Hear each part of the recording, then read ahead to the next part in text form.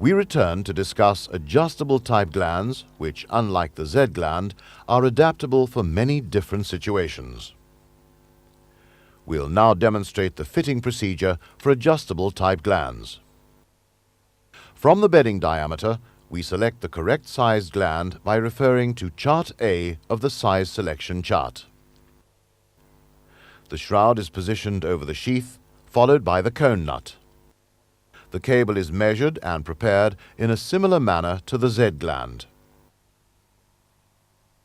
Next, the armours are splayed out.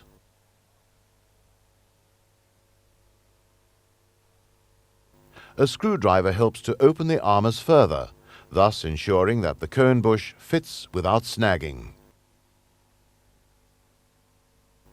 Next, the differential nut, with the nipple loosely fitted, is screwed onto the cone nut, but not fully.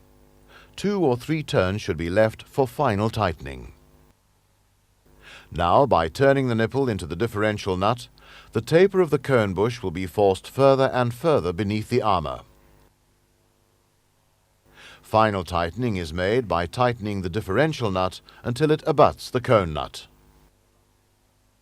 A check is made to ensure that the gland is secure, whereafter the tail preparation can be made in the manner necessary for the application or apparatus. This view clearly shows how an adjustable gland can be used to secure an undersized cable, should the need arise.